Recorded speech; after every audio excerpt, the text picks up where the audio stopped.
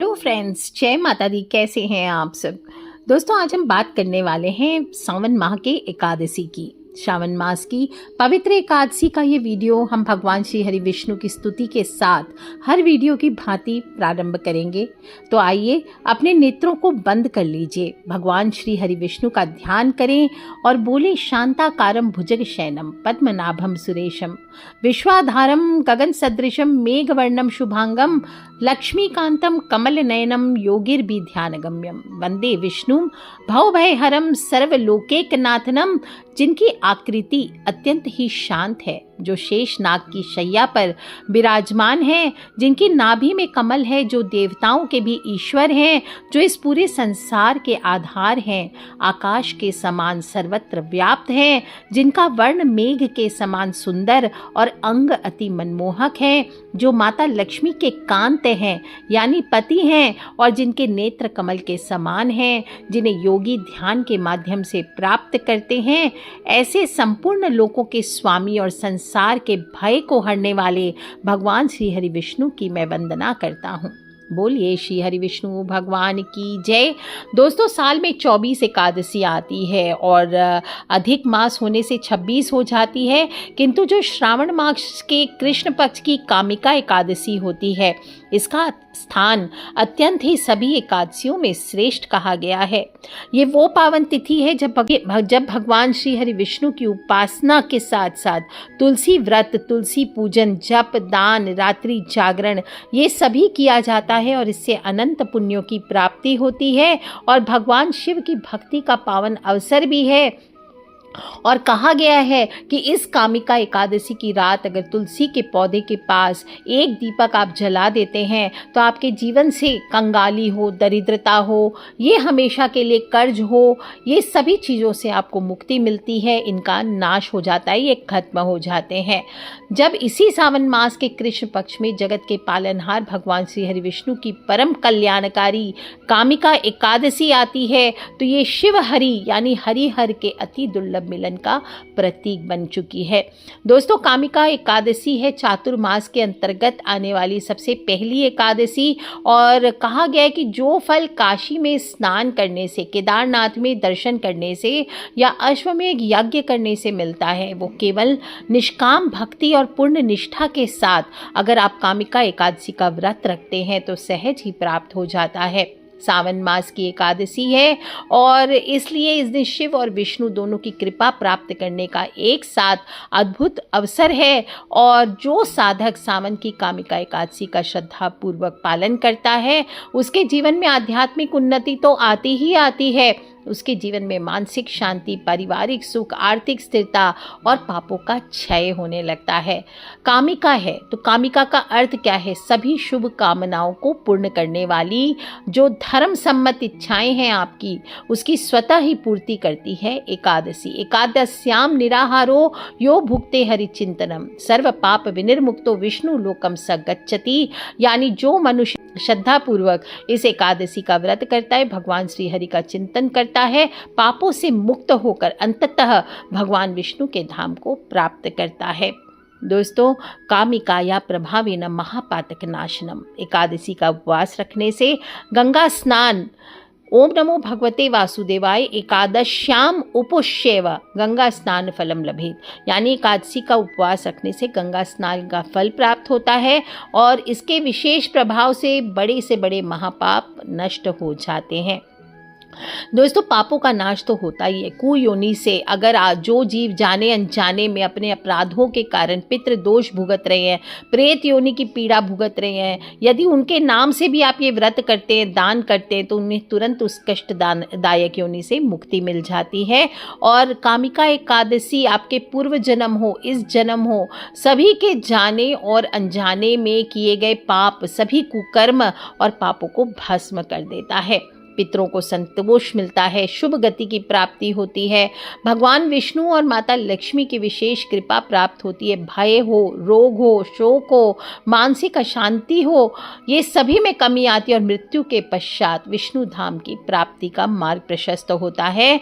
कहते हैं कि यदि कोई व्यक्ति सभी तीर्थों की यात्रा ना कर सके, अनेक यज्ञ ना कर सके, विशाल दान देने में समर्थ ना हो, तो श्रद्धा से किया गया ये कामिका एकादशी का व्रत उसे महान पुण्य प्रदान करता है। और आज के दिन भगवान विष्णु को विशेष रूप से तुलसी पत्र अर्पित करना सुनहरे आभूषणों के दान से भी अधिक फलदायी माना गया है। भगवान विष्णु तुलसी दल चढ़ाने से जितना प्रसन्न होते हैं उतना वे मणियों और मोतियों के अर्पण से भी नहीं होते हैं। और तुलसी दल के बिना हम सब जानते हैं कि भगवान विष्णु की पूजा पूर्ण नहीं होती। तो इस दिन आपको विशेष रूप से तुलसी को, रविवार है तो जल तो अर्पित नहीं करना है, लेकिन आगे मैं बताऊंगी उस विधि से आप पूजन अवश्य करें। और शिवाय विष्णु रूपाय विष्णवे शिव रूपिणे शिवस्य हृदयम विष्णुश्च हृदयम शिव, यानी भगवान शिव और भगवान विष्णु एक दूसरे से अभिन्न हैं। शिव के हृदय में विष्णु और विष्णु के हृदय में शिव का निवास है। तो अगर आपके भी कार्यों में बार बार बाधाएं आती है, घर में आर्थिक संकट है, आपके घर में किसी सदस्य के विवाह में विलंब हो रहा है, कर्ज का बोझ हो, मानसिक तनाव हो, भय हो, संतान सुख की कामना करते हो लेकिन प्राप्ति नहीं हो रही, आध्यात्मिक उन्नति चाहिए और अपने पितरों की शांति के लिए पुण्य अर्जित करना चाहते हो, तो आप भी इस कामिका एकादशी को जाया ना जाने दें। श्रद्धा, संयम, पेशेंस के साथ भगवान विष्णु में पूर्ण विश्वास के साथ आज के दिन को आप यूज़ कीजिए और इसका व्रत कीजिए। जो आगे उपाय बताने जा रही हूँ वो कीजिए। कमेंट बॉक्स में ओम नमो भगवते वासुदेवाय लिखते चलें और ईश्वर से निकटता का माध्यम बन जाता है ये एकादशी। कहते हैं कि एक बार धर्मराज युधिष्ठिर ने भी भगवान श्री कृष्ण से पूछा था कि हे जनार्दन, श्रावण मास के कृष्ण पक्ष की एकादशी का नाम क्या है, इसका महत्व क्या है, व्रत विधान क्या है और फल क्या है, कृपया विस्तार से बताइए। तब भगवान श्री कृष्ण कहते हैं, हे राजन, ये एकादशी कामिका एकादशी नाम से प्रसिद्ध है। इसका वर्णन स्वयं ब्रह्मा जी ने देवर्षि नारद से किया था। जो श्रद्धा पूर्वक इस व्रत का पालन करता है वो समस्त पापों से मुक्त होकर भगवान विष्णु की कृपा को प्राप्त करते हैं। और कहा जाता है कि प्राचीन काल में गांव में एक क्रोधी और दबंग जमींदार रहा करता था। एक दिन किसी बात को लेकर उसके गांव के एक सीधे साधे ब्राह्मण के साथ उसका झगड़ा हो गया। क्रोध के आवेश में आकर उसने जमींदार ने ब्राह्मण की हत्या कर दी और हत्या के बाद जमींदार को बहुत पश्चाताप हुआ और वो ब्राह्मण के अंतिम संस्कार में जाना चाहता था, सम्मिलित होना चाहता था, लेकिन गुस्से में जो भी गांव के लोग थे, पंडित लोग थे, उन्होंने उसे रोक दिया और उसे ब्रह्म हत्या के पाप का दोषी घोषित कर दिया, उसका पूर्ण सामाजिक बहिष्कार कर दिया। दुख और ग्लानि से भरा हुआ जमींदार ढूंढते ढूंढते एक सिद्ध मुनि के आश्रम में पहुंचा और उनके चरणों में गिरकर रोते हुए बोला, हे मुनिवर, मुझसे अज्ञानता में ब्रह्म हत्या जैसा महापाप हो गया है। अब मेरे मन में शांति का एक कण भी शेष नहीं है। कृपा करके मुझे इस पाप से मुक्ति का आप मार्ग बताइए। मुनि ने दया भाव से कहा, हे राजन, सावन मास के कृष्ण पक्ष में आने वाली कामिका एकादशी का भक्ति भाव से व्रत रखो और श्रद्धा पूर्वक भगवान श्रीधर की पूजा करो। इस व्रत के प्रभाव से तुम ब्रह्म हत्या के पाप से भी मुक्त हो जाओगे। जमींदार ने मुनि की आज्ञा का पालन किया और उसने एकादशी के दिन पूर्ण उपवास रखा, रात्रि में जागरण किया, भगवान विष्णु की विधि विधान से उपासना की और मध्य रात्रि में भगवान विष्णु ने प्रकट होकर उसे दर्शन दिए। कहा, हे वत्स, तुम्हारी सच्ची भक्ति और पश्चाताप से तुम्हारा ब्रह्म हत्या का पाप भस्म हो चुका है। और इस प्रकार कामिका एकादशी का व्रत करके वो जमींदार पाप मुक्त हुआ, अंत में बैकुंठ लोक को गया। तो बोलिए श्री हरि विष्णु भगवान की जय। दोस्तों, शास्त्रों के निर्णय सिंधु ग्रंथ के अनुसार जब एकादशी तिथि 2 दिन का स्पर्श करती है तो वैष्णव परंपरा के अनुसार निर्णय लेना चाहिए। तो कब करनी चाहिए आपको एकादशी व्रत और पारण, ये मैं बताती हूँ। तो एकादशी तिथि का प्रारंभ 8 अगस्त को दोपहर को 1:59 पर हो रहा है और एकादशी तिथि की समाप्ति 9 अगस्त को सुबह 11:04 तक रहने वाली है।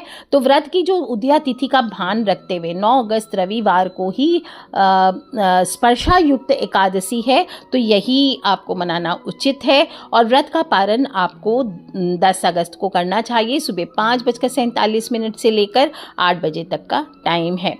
दोस्तों, सूर्यास्त के बाद शुरू होने वाली तिथि की अपेक्षा जो सूर्य उदय कालीन तिथि होती है, इसे सर्वोपरि और सर्वग्राह्य कहा जाता है और 9 अगस्त के सूर्योदय के समय एकादशी तिथि विद्यमान रहेगी। इसलिए 9 अगस्त को ही सर्वसम्मत रूप से कामिका एकादशी का व्रत रखना सर्वश्रेष्ठ है और शास्त्र सम्मत भी है।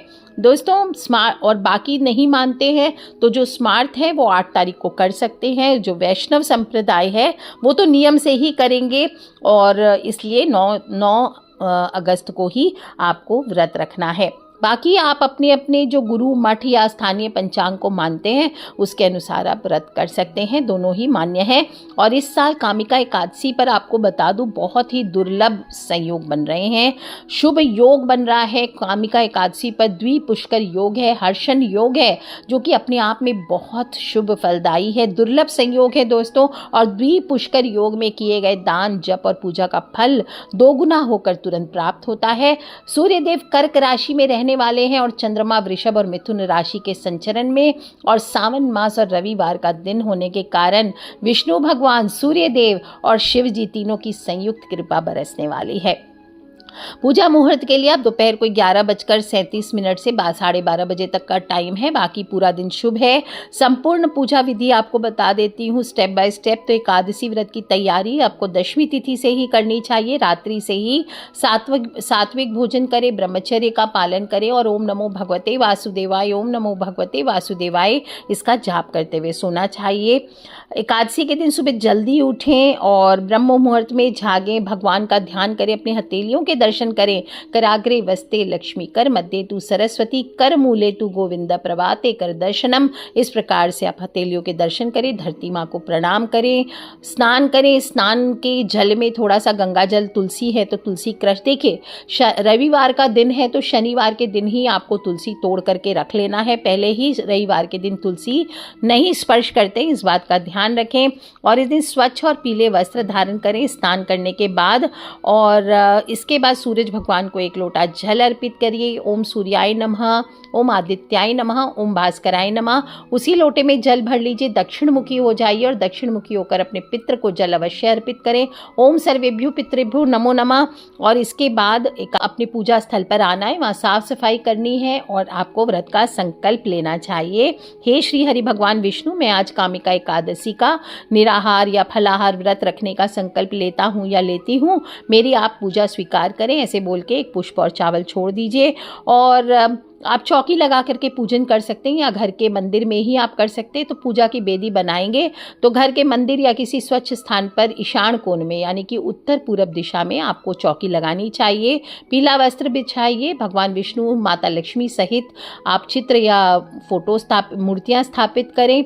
पास में ही शिवलिंग या भगवान शिव की फोटो भी अवश्य रखें। सावन का महीना है और कोशिश करें जो हो जाए। और फिर आपको भगवान का, श्री हरि का अभिषेक करना चाहिए पंचामृत से, दूध, दही, घी, शहद, चीनी। प्रतीकात्मक रूप से स्नान कराइए। स्नान कराने के बाद शुद्ध जल से स्नान करके पोंछ लीजिए और पीले वस्त्र धारण कराइए, जनेऊ धारण कराइए, उनके माथे पर तिलक कीजिए, गोपी चंदन से तिलक करें, है ना। और रोली, अक्षत, रोली नहीं लगेगा आपको, विष्णु भगवान को अक्षत भी नहीं लगता है आपको, थोड़े से सफ़ेद तिल चेपने चाहिए। पीले पुष्प आपको अर्पित करने चाहिए, कनेर, गेंदा आप ये अर्पित कर सकते हैं। और तुलसी पत्र अवश्य चढ़ाइए। भगवान को पीले मिठाई, केले, ऋतु फल, पंचमेवा, है ना, आप केसरिया, मखाने की खीर आदि बना सकते हैं। भोग में तुलसी का पत्ता अवश्य रखें और फिर धूप दीप करें। एकादशी की कथा जो मैंने आपको सुनाई है वो सुनना चाहिए या पढ़ना चाहिए स्वयं से, और आप ये वीडियो को आप शेयर भी करें, ये भी बहुत पुण्य होता है। और कम से कम 108 बार ओम नमो भगवते वासुदेवाय, ओम नमो भगवते वासुदेवाय, ओम नमो भगवते वासुदेवाय, ऐसे आप जाप करें। विष्णु सहस्त्र नाम का पाठ कर सकते हैं। ओम नमो नारायणाय का जाप करें, श्री सूक्त का पाठ करें, पुरुष सूक्त का पाठ करें, गजेंद्र मोक्ष स्तोत्र का पाठ करें या सुन भी सकते हैं। ओम जय जगदीश हरे अथवा विष्णु सहस्त्र नाम का पाठ करके आरती करें।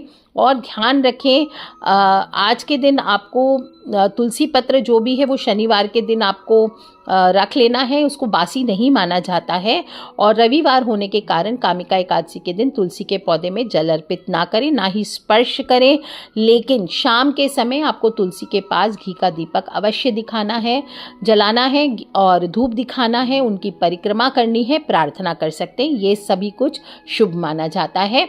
यदि आपके जीवन में लंबे समय से आर्थिक तंगी है, अज्ञात शत्रु का भय है, आपके कामों में रुकावट आ रही है, पितृदोष की समस्या चल रही है, तो कामिका एकादशी की रात को एक छोटा सा उपाय बता रही हूँ। तो शुद्ध गाय का घी लेना है, 8 मिट्टी के दीपक, या अगर मिट्टी का दीपक नहीं मिलता है, कई लोग अब्रॉड आदि में रहते हैं, तो आप आटे से दीपक बना लीजिए, 8 दीपक ले लीजिए और 8 ही तुलसी के पत्ते जो कि आपने शनिवार को तोड़ के रखे हों वो रख लीजिए। थोड़ा सा पीला केसर ले लीजिए या हल्दी ले सकते हैं और 1 रुपये का 11 सिक्का आप अपने पास रख लीजिए। अब जो 11 सिक्के रहेंगे वो कोई पीले रेशमी या पिंक कलर के रेशमी वस्त्र में या ग्रीन कलर के रेशमी वस्त्र में आप रख सकते हैं। और शाम के समय जब गोधूली मुहूर्त हो उस समय में आटे या मिट्टी के आप 8 दीपक बना सकते हैं स्वयं से, या रेडी कर लीजिए। और प्रत्येक दीपक में थोड़ा सा गाय का घी, 1 चुटकी हल्दी, केसर डाल दीजिए। फिर अपने घर के मुख्य द्वार से लेकर पूजा स्थान तक अंत में 1 दीपक घर के पास जो पीपल वृक्ष है या तुलसी का पौधा है वहाँ पे आपको रख देना है। और मेन जो दीपक है जो आप तुलसी के पास जलाएंगे या पीपल के पेड़ के नीचे जला सकते हैं आप, उस दीपक में 11 सिक्के और 1 तुलसी दल आपको रख देना है, यानी कि वो एक दीपक बड़ा सा बनना चाहिए। और दीपक प्रज्वलित करने के बाद आप ओम नमो भगवते वासुदेवाय, ओम नमो भगवते वासुदेवाय इसकी एक माला का जाप कर लीजिए, या फिर ओम श्रीम ह्रीम क्लीम श्रीम विष्णु प्रियाय नमः। क्या बोलेंगे? ओम श्रीम ह्रीम क्लीम श्रीम विष्णु प्रियाय नमः, ओम हरि हराय नमः। इस प्रकार से बोल करके आप इस मंत्र का जाप करें और पीपल की या तुलसी की 3 बार परिक्रमा करनी है अपनी मनोकामना मन में कहते हुए। बोले वृंदावनी विश्व पूजिता विश्व पावनी पुष्प सारा नंदिनी च तुलसी कृष्ण जीवनी एतन। प्रकार से आपको मंत्र बोल देना है अगर आता है तो। और अगले दिन द्वादशी पर वो जो 11 सिक्के हैं इनको उठाकर लाल कपड़े में बांधकर या पिंक कलर का जो भी आपने वस्त्र रखा है उसी में बांधकर आप अपनी तिजोरी में, धन के स्थान पर, अपने पर्स में, हैंडबैग में, कहीं भी रख सकते हैं। अपने ऑफिस के ड्रॉवर आदि में रख सकते हैं। अपने प्लांट में आप जो तिजोरी है या धन का कोष है वहाँ पर रख सकते हैं। इस प्रयोग से आपके घर की या जो अगर आपने हत्ता जोड़ी, सियार सिंगी आदि रखी हुई है तो इस दिन उसका भी पूजन करना चाहिए। उसके सामने बैठ करके आप ओम नमो भगवते वासुदेवाय या ओम श्रीम ह्रीम श्रीम कमले कमलालय प्रसिद्ध प्रसिद्ध श्रीम ह्रीम श्रीम ओम महालक्ष्मी नमः इस मंत्र का जाप कीजिए। और उसमें हत्ता जोड़ी, सियार सिंगी, आपके पास मृग कस्तूरी है या श्री यंत्र है उसका भी पूजन करके आपको उसमें थोड़े से 2 चुटकी सिंदूर, ऑरेंज वाला सिंदूर जो हनुमान जी का है वो डालिए, 1 कपूर की टिक्की डालिए, 2 लौंग, 2 इलायची आप उसमें स्पर्श करा सकते हैं। जो पुराने हैं उन्हें आप ले करके निकाल लीजिए, धो करके खा पी सकते हैं या फिर सिर से घुमा के गेट के बाहर जला भी सकते हैं। ये सभी जो उपाय है ये आपके घर की नकारात्मक ऊर्जा का पूर्ण विनाश, जो नकारात्मक ऊर्जा है उसका पूर्ण विनाश करते हैं। अगर आपकी तरक्की रुकी हुई है तो उसके लिए द्वार खोलते हैं, दरिद्रता का नाश होता है। दोस्तों अगर ये उपाय नहीं कर सकते तो इसके अलावा भी आप धन वृद्धि और ऋण मुक्ति के लिए आज के दिन आप भगवान विष्णु को 11 पीले फल, चाहे तो आप केले ले सकते हैं और वो ले करके आप विष्णु सहस्त्र नाम का पाठ कीजिए। शाम के समय ये केले को आप किसी विष्णु मंदिर में या पीले रंग की मिठाई का दान कर दीजिए। अगर आपके विवाह में रुकावटें आ रही तो श्रावण मास है, आपको भगवान विष्णु को 7 हल्दी की गांठ अर्पित करनी है। ओम नमो भगवते वासुदेवाय, ओम नमो भगवते वासुदेवाय का जाप करना और फिर वो आपको बांध करके किसी पीले कपड़े में लपेट के, अपने किसी अंग वस्त्र में लपेट के आप उसे छुपा के रख दीजिए। जब मनोकामना पूर्ण हो जाए तो आप मंदिर में चढ़ा दीजिए।